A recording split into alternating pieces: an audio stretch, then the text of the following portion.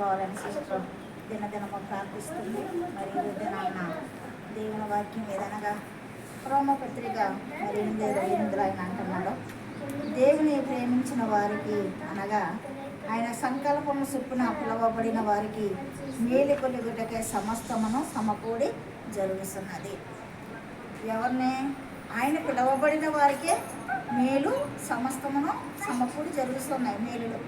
మరి ఆయన పిలువబడిన వారు ఎవరంటే దేవుని అంగీకరించిన వారు, దేవుని మాటకు లోబడిన వారు, దేవునితో జీవించిన వారే. అయితే ఆయన అట్లాంటి ప్రజలను పిలుచుకుంటాడు కాబట్టి వారికే సమస్త మేలు మరి ఆయన చేసేవాడిగా ఉన్నాడు. ఆయన మేలులు పొందాలంటే వినుట మాటమే కాదు కానీ విని దాని ప్రకారంగా జీవించాలి మనము. మరి దేవుని వాక్యం వింటున్నాము, ప్రార్థనకు వస్తున్నాము అంటారు కానీ చాలామంది వింటారు కానీ దాన్ని పాటించరు. మరి అలాంటి వారిని దేవుడు పిలవడు. మరి ఆయన పిలిచిన వారికే సమస్తమును సమకూడి మేలులు జరుగుతున్నావని ఈ యొక్క మరి పత్రికలో మరి తెలియపరిచిన రీతిగా మరి దేవుడు తను ప్రేమించిన వారికి ఎన్నో మేలులు దాచి ఉంచాను. అవి కంటికి కనపడవు, చెవికి కనపడవు, హృదయానికి గోచరము కావు అంటున్నాడు. నిజమే, ఆయన పిలువబడిన వారికి ఎన్నో మేలులు చేసే దేవుడు. అలాగే ఫిలిప్పీ పత్రికలో కూడా ఆయన ఏమంటున్నాడంటే 3:14 నేను దేవుని యందే మరి బలపరచబడిన వాడను అంటున్నాడు పౌలు భక్తుడు.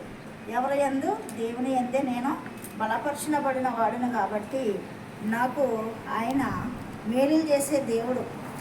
ఎందుకనగా దేవుని మాట వినేవాడు కాబట్టి దేవుని మాట విన్నవారికే మేలులు. కానీ మరి లోకంలో తిరిగి ఒక దినాన్న ప్రార్థనకు వచ్చి మరి నాకు దేవుడు మేలు చేయలేదు అంటే దేవుడు మేలు చేసే దేవుడు కాదు.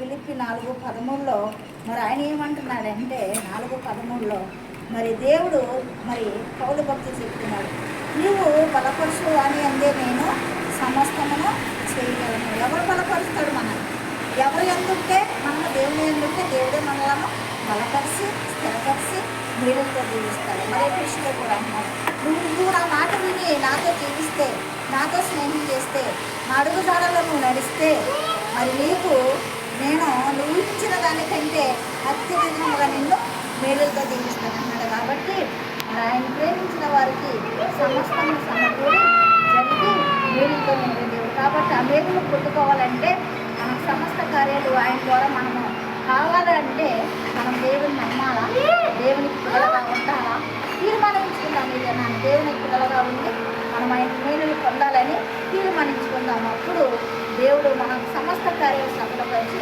మేలుతో మనం దీవిస్తాడు. ఈ వాక్యం దేవుడు దీవించుగాక.